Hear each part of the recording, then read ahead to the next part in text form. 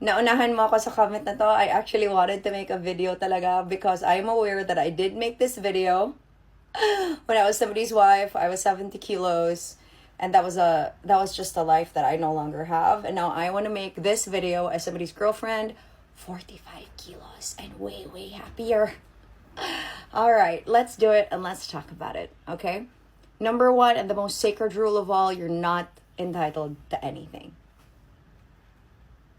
You are not entitled to anything as somebody's girlfriend. You are not entitled to a man's anything. You wait and observe what he is willing to give you, but you are not going to demand anything. You're not allowed to. You're also not entitled to anything. That is the most basic thing, number one.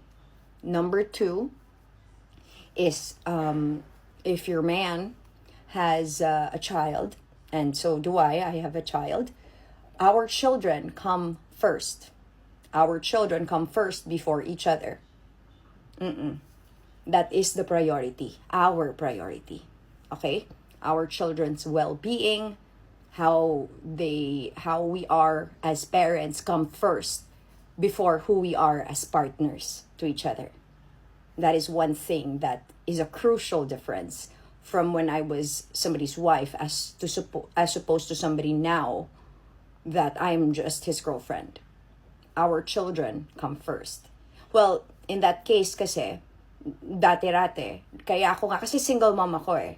I enter these relationships as a single mom. So my mind as a single mom is that priority ko talaga ang anak ko regardless. Pero, the difference kasi nung nagpakasal ako, I had to consider him eh. I had to solve problems to help him. Okay? Pero ngayon kasi, hindi ganon. Tony comes first. And he knows that. And he's made that very clear to me also. Kasi actually beautiful. At side bit lang to ha. Beautiful nga to. I wanted to see how he thought of this eh. I wanted to hear his thoughts on this. So, ginawa ko, kinausap ko si Tony. Si Tony kasi biglang, Tony knew ha, by the way. Tony knew. Kasi sabi ko, Tony, why don't we do this? And then let's see what Tito Malcolm will react or how he will react. So Tony was like, do you love me more than Tito Malcolm? And then nang sinagot ko, I love Tito Malcolm. Ano, nag-react talaga si Malcolm. Of course, he didn't get it. He didn't get na sinet up ko yun. As in, nag-react talaga siya. No, Tony. No langga. Ganun talaga siya sa akin. Parang, talaga si Malcolm was like, no langga.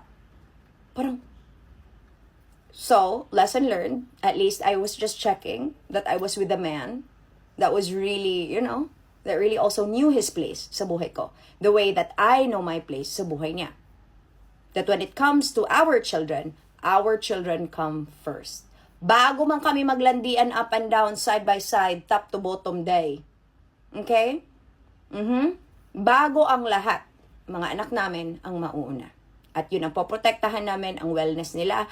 At syempre yung whole of our relationship with our children come first before our relationship with each other. Okay? That's number 2. Number 3. Yang bahay-bahayan practice marriage na yan, yang live-in na yan. Of course, Malcolm and I are at this point where, of course, we are long distance. And even if we want to bridge the gap of the distance between us, hindi pa rin talaga ako magi-give up na I'll sabalutan my life and then makiki-live-in ako sa kanya with Tony.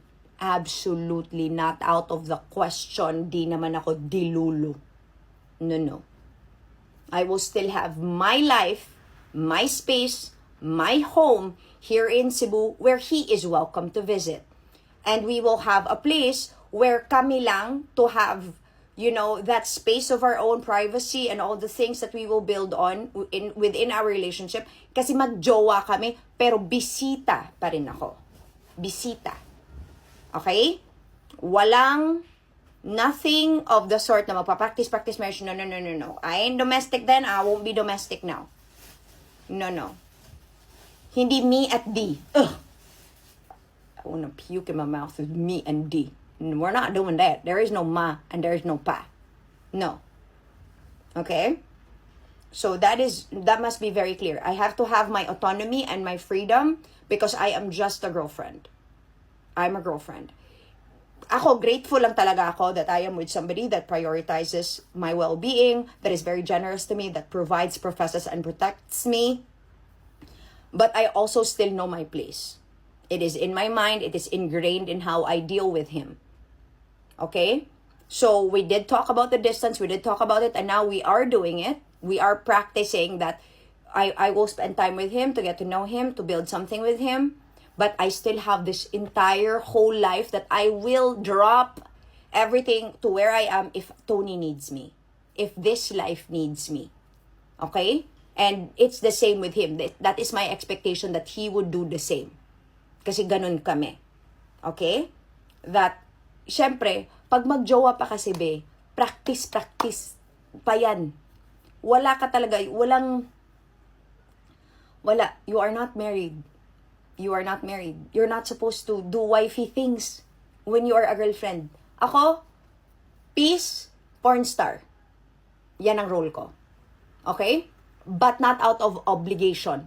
No. Gusto ko kasi masaya ako. Gusto niya kasi masaya siya. Hindi siya obligasyon, hindi siya responsibilidad. No. At least ako. Pero syempre ako, Malcolm being the man that he is, oh my God. Oh my gosh. Wala na lang, kinikilig na lang ako. But again, hindi ko i-demand yan. Hindi ko iisipin at ilalagay dito na entitled ako. So on how Malcolm treats me. I will just wait to receive. I will wait. I will let him lead the relationship. That's why we both know, and this is very important, kung jowa ka, you can come and go. You are replaceable by 10 plus 3 na reliever. Same with him, same with me. Okay? Very clear yan. Very clear yan. That may dulo. Pag jowa ka kasi, J.O. ka be. Renewable. Well, funny naman kasi that I say this because kahit naman yung asawa ko renewable. Ayun talaga may kontrata pero wala. Si Sante pa din. Kasi wala eh. Ulang kwenta. But of course, I didn't need to save 500,000 to get rid of him as a employee. Ay, prinobide na nga lahat. Diyos ko, nagnakaw pa be. Diba? Pag asawa mo kasi wala ka ng choice eh. Pag jowa kasi, bye-bye! Bye-bye! And yes, Tony knows also that Malcolm is not his papa.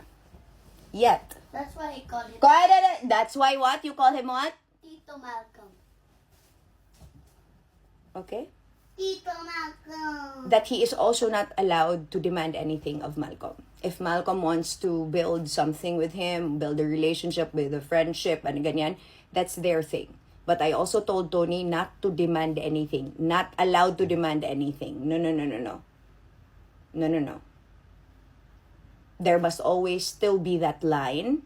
There must always still be that boundary that we must respect. Because wala pang blending. Wala pa. There is still autonomy in our lives here. There is still a separation. There is still an amount of freedom. Okay? Especially since, of course, the relationship just started, so the dynamic is still settling itself in our lives. But I like that I'm explaining stuff to Tony. I like that I'm also settling into it because, again, I know my place. I've always known my place. Mas mahirap pa magpaka-asawa, actually, kesa magpaka-girlfriend. It's the easiest thing. I'm the peace, I'm the porn star. That's it. I'm not gonna do wifey things.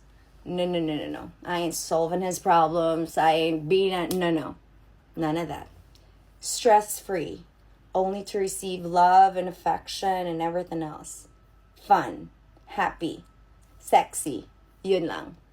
Diba? Keeping the youth. Not super mega serious about everything.